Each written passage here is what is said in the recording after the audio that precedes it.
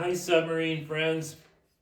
Well, I've been working on sealing up the exhaust system. So I took the whole exhaust system off and I put gaskets on the couplers. They're actually machined couplers and they just bolt together. So I put gaskets in there, high heat silicone, and I also put some high heat silicone on the exhaust manifold gasket, which I'm probably going to regret because it really doesn't need it. Anyways, I don't think it'll hurt.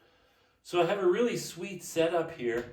The exhaust, I don't know if you can see it in this video, but there's an aluminum pipe that goes outside my house through a plywood panel that is on the side of the window. So I just open the window a bit, put that panel in, and then close the window tight against it.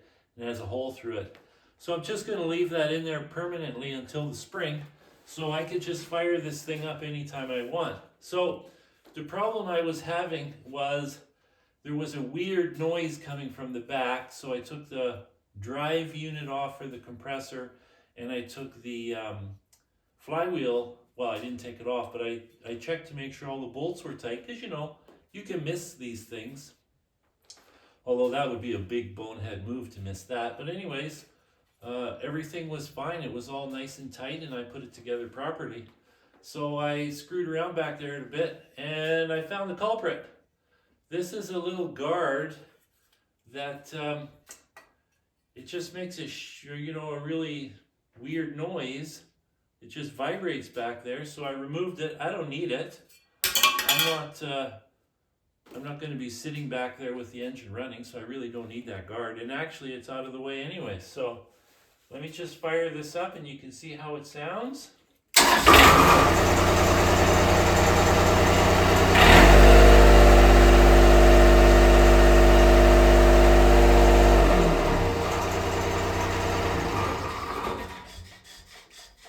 Sure is noisy in here without that separation wall. Holy cow.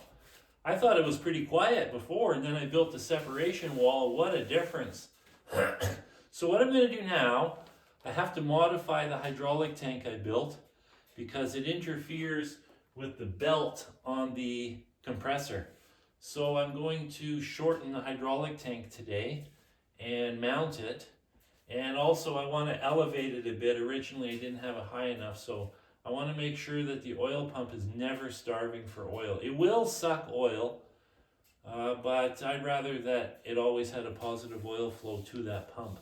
So that goes right here, and I'll get that in. And then my new valve came, so I can connect it to my boat controller here.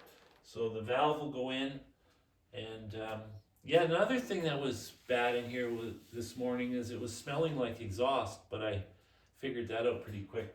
I take this plug out all the time because I keep hitting my head on it.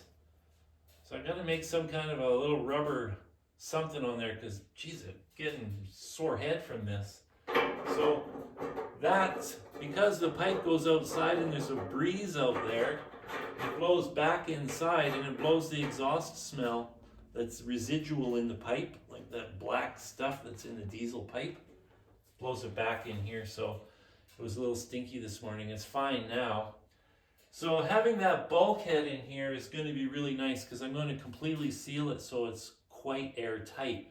So any little bit of exhaust leak or any smells generated by the engine will just get sucked into the engine at 54 cubic feet a minute.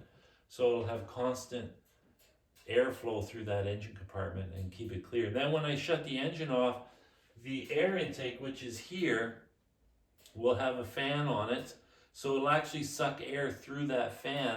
And then after I shut the engine off at the surface, I'll just run that fan for a minute or two just to get rid of any residual smells that are in there.